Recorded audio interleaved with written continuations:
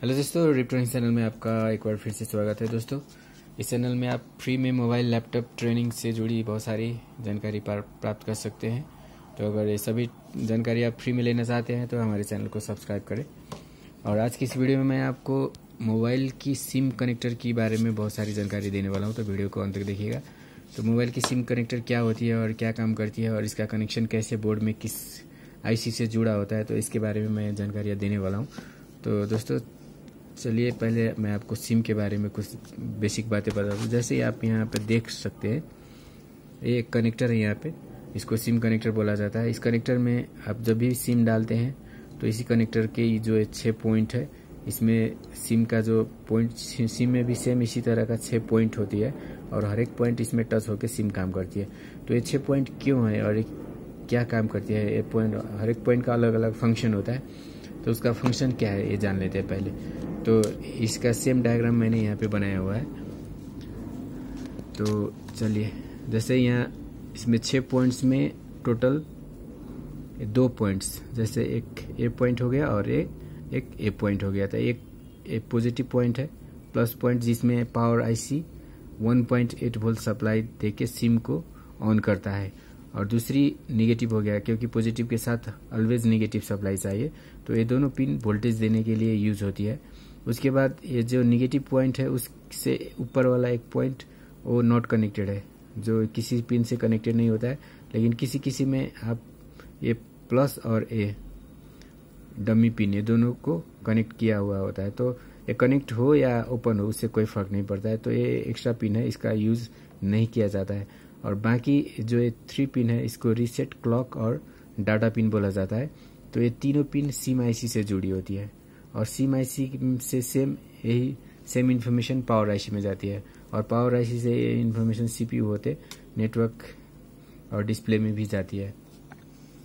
तो इस तरह सिम का फंक्शन होता है। तो सिम को पहले ऑन करने के लिए पावर आईसी से वोल्टेज दिया जाता है और सिम में जो भी डाटा होता है, जैसे सिम में आपका जो कॉन्टेक्ट्स होता है, जो कॉन्टेक्ट आप सिम में सेव किए होते हैं, या सिम में आपका जो पर्सनल इन्फॉर्मेशन होता है, जैसे आपका मोबाइल नंबर, इस सभी सारी इन्फॉर्मेशन ये डाटा, क्लॉक और रीसेट के जरिए ये सिम आईसी में जाता है। और उसके बाद पावर आईसी और फिर सीपीयू और डिस्प्ले होते हुए और दूसरे सब, जब भी आप कॉल करते हैं तो दूसरे सब्सक्राइबर को, जो मोबाइल यूजर है, उसको आपका इन्फॉर्मेशन पता चलता है।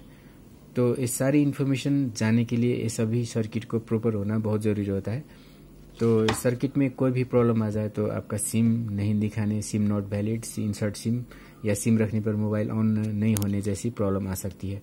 तो इसका बेसिक जो प्रॉब्लम है उसको ट्रबल शूट करने के लिए मैंने पहले ही एक वीडियो बना चुका हूँ मैं, तो उस वीडियो को भी आप ज़रूर देख लें। इसमें मैं बोर्ड को कैसे रिपेयर कर सकते हैं सिम प्रॉब्लम के लिए, उसके बारे में आपको जानकारी देने जा रहा हूँ। तो चलिए, ये डायग्राम आप समझ ही चुके होंगे। जैसे ये 1.8 वोल्ट पावर आईसी सिम को देता है। तो सिम पावर आईसी का अपना वोल्टेज नहीं होता है। पावर आईसी बैटरी कनेक्टर से 3.7 वोल्ट लिया होता है और उसको कन्वर्ट कर 1.8 वोल्ट में कन्वर्ट करके सिम को सप्लाई करता है।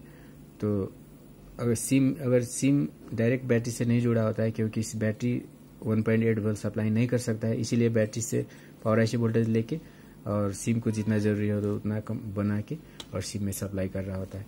तो अगर आपका सिम रखने पर अगर मोबाइल ऑन नहीं हो रहा था, मोस्टली जो ये सिम की जो प्लस पिन में जो वोल्टेज सप्लाई कर रही है वो 1.8 वोल्ट पावर आईसी, अगर इस लाइन में क्या होता है कि एक कंपोनेंट लगी होती है, जैसे यहाँ पे आप देख पा रहे हैं एक कैपेसिटर लगी हुई है। तो अगर एक कैपेसिटर अगर शॉर्ट हो गई तो यहाँ से सिम में जानी वाली वोल्टेज यहीं से नीचे चली जाएगी, ग्राउंड में चली जाएगी। इस तरह से वोल्टेज ग्राउंड में चली जाएगी अगर एक कैपेसिटर शॉर्ट हो गई तो उस कंडीशन में क्या होगा, आप अगर यहाँ सिम डालेंगे तो ये वोल्टेज यहाँ सिम में न जाकर ग्राउंड हो जाएगा और इससे पावर आईसी को शॉर्टिंग फील होगा। तो शॉर्टिंग फील होने के बाद पावर आईसी मोबाइल को ऑन नहीं होने देगा।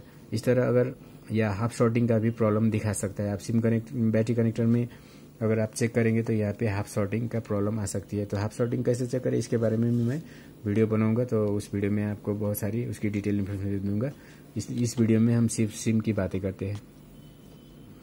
तो सिम डालने पर मोबाइल ऑन नहीं होने का प्रॉब्लम अगर हो रही है तो आप मोस्ट प्रोबेबली आपका यही कंपोनेंट्स में फॉल्ट होता है। लेकिन सिम नहीं दिखाना है। इंसर्ट सिम डालने के बाद मोबाइल ऑन हो रहा है लेकिन सिम रीड नहीं कर रहा है तो आपका जो सिम आईसी है उसमें फॉल्ट हो सकती है। या जो ये 3 लाइंस जो आप देख रहे हैं, रीसेट, क्लॉक और डाटा, ये लाइन में कंपोनेंट्स मैंने नहीं बनाई हैं, लेकिन इसमें भी कोई कंपोनेंट्स जैसे एक कैपेसिटर है, इस तीनों लाइन में भी अलग अलग कैपेसिटर्स हो सकती है। या कैपेसिटर, रेजिस्टर्स और कॉइल भी इस लाइन में लगी हो सकती है। जैसे मैं आपको एक बना के दिखा देता हूँ। जैसे इस तरह से तीनों लाइन में पैरेलल में कैपेसिटर्स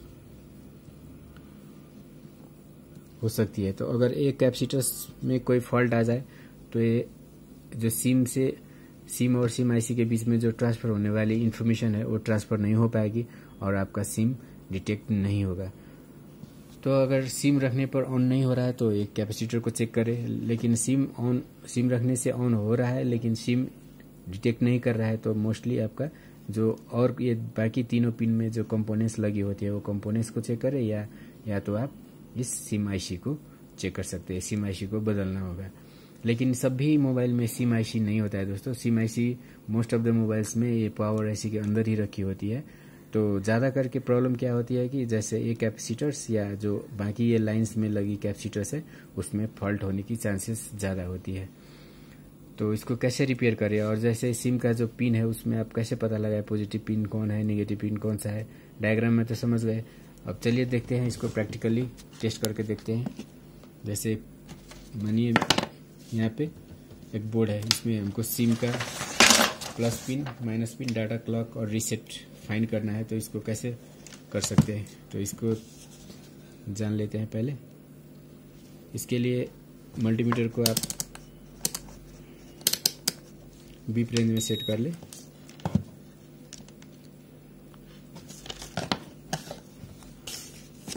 मल्टीमीटर को बीप रेंज में सेट करने के बाद अब जो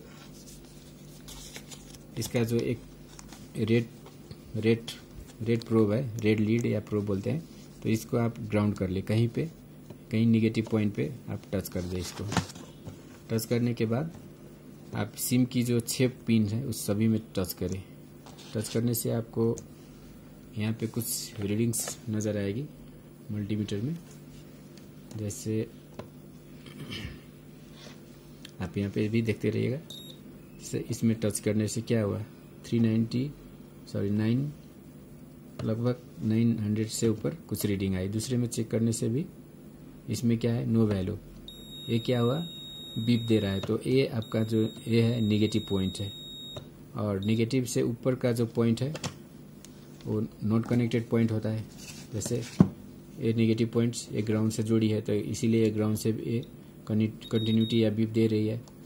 और नेगेटिव से ऊपर का जो पॉइंट है वो कनेक्टेड नहीं होता है। तो अगर आप इस पॉइंट में चेक करें तो आप मल्टीमीटर में देख सकते हैं, इस पॉइंट में चेक करने पर मल्टीमीटर कोई वैल्यू नहीं देगा क्योंकि ये लाइन ओपन है।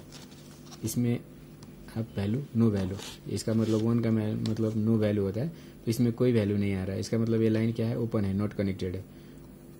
और उससे ऊपर वाला लाइन में कोई वैल्यू आ रहा है, मतलब ये हो गया आपका डाटा पिन। नॉट कनेक्टेड से ऊपर का जो पिन है वो डाटा पिन होता है, और ये हो गया आपका क्लॉक पिन, और ये हो गया आपका रीसेट पिन। तो सभी पिनों में वैल्यू आएगी, लेकिन जो ये नॉट कनेक्टेड पिन है उसमें कोई वैल्यू नहीं आएगी।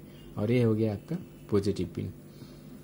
तो इस तरह आप चेक करने पर आपको पता चल जाएगा। अगर पॉजिटिव पिन में भी अगर बीप आई होती तो इससे जुड़ी कैपेसिटर में फॉल्ट हो सकती थी। तो अभी इससे चेक करने पर क्या पता चलता है कि सिम कनेक्टर बिल्कुल सही है, क्योंकि इसकी सभी पिनों में रीडिंग आ रही है। इसका रीडिंग आपको लगभग 250 से लेके 1000 के रेंज में आना चाहिए हर एक पिन का रीडिंग।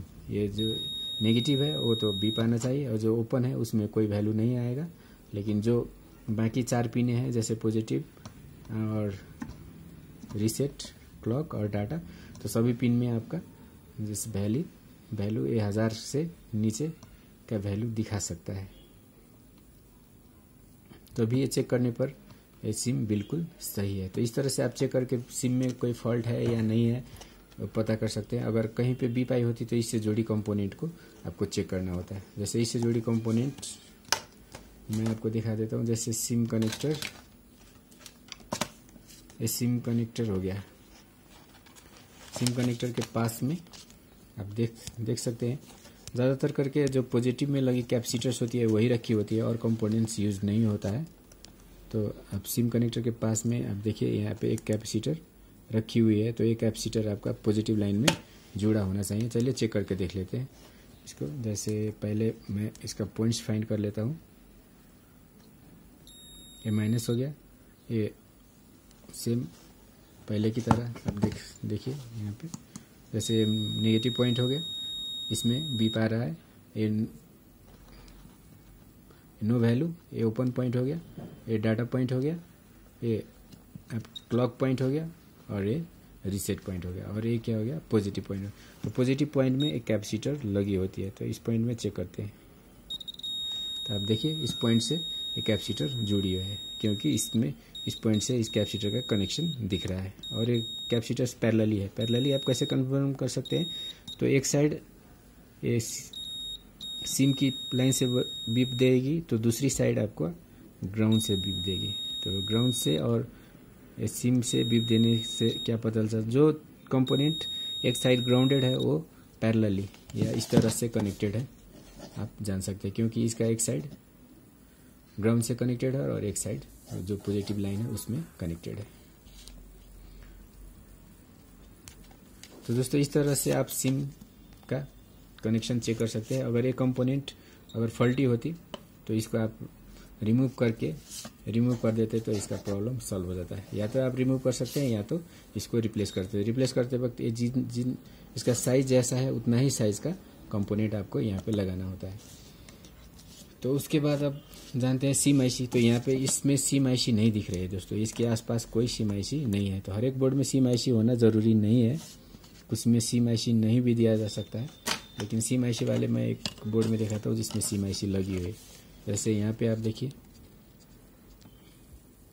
इसमें सिम के पास एक छोटी सी सिल्वर कलर की एक स्क्वायर शेप की छोटी सी आईसी लगी है, तो यही सिम आईसी है दोस्तों। एक कोई बोर्ड में लगी होती है, कोई में नहीं लगी होती है। तो जिस बोर्ड में नहीं है उसमें सिम आईसी पावर आईसी के अंदर रखा होता है। तो पावर आईसी कौन सा है, तो किसी भी बोर्ड में आप देख सकते हैं सभी आईसी के पास कुछ कंपोनेंट्स लगी होती है, लेकिन सबसे ज़्यादा कंपोनेंट्स पावर आईसी के पास लगी होते हैं। तो ये पावर आईसी है, क्योंकि इसके पास आप देखेंगे तो बहुत सारे कोयल और कैपेसिटर्स और बहुत सारी कंपोनेंट्स लगी होती है। लेकिन दूसरे आईसी के पास कंपोनेंट्स होती है लेकिन बहुत कम अमाउंट में कंपोनेंट्स होती है। तो जिस आईसी के पास सबसे ज़्यादा कंपोनेंट हो वो पावर आईसी होता है। अगर आपको सिम आईसी का अगर फॉल्ट है, जैसे कंपोनेंट सभी ठीक है, तो ये कंपोनेंट उतना यूज़ नहीं होता है, मोस्टली ये कंपोनेंट होता है, इस लाइन्स में कंपोनेंट्स नहीं होती है। तो आप इस लाइन्स में कंपोनेंट है तो वो भी आप फाइंड कर सकते हैं, सेम एज इस लाइन में जैसे फाइंड किया उसी लाइन और लाइन में भी उसी तरह से फाइंड कर सकते हैं। लेकिन ये ज़्यादातर ये कंपोनेंट्स नहीं लगी होती है, सिर्फ इसी लाइन में कंपोनेंट्स होती है। और ये सिम का कनेक्शन सीधे सिम आईसी से या सिम आईसी पावर आईसी के अंदर ही रख के बनाया गया होता है। तो जिसमें सिम आईसी है उसको कैसे रिपेयर कर सकते हैं, मानिए आपका सिम डैमेज हो गया है तो उसको कैसे रिपेयर कर सकते हैं। तो सिम का कनेक्शन इस तरह से होती है, इस तरह से सिम का कनेक्शन होती है। जैसे सिम कनेक्टर हो गया, सिम कनेक्टर का जो क्लॉक रीसेट और डाटा पिन है वो सिम आईसी में जाती है। सिम आईसी में 8 पिन्स होती है, तो 2 पिन सिम आईसी को वोल्टेज के लिए, जो 20 का पिन होता है वो वोल्टेज के लिए होती है, और 3 लाइन इधर से जुड़ी है और 3 लाइन ये पावर आईसी से जुड़ी होती है।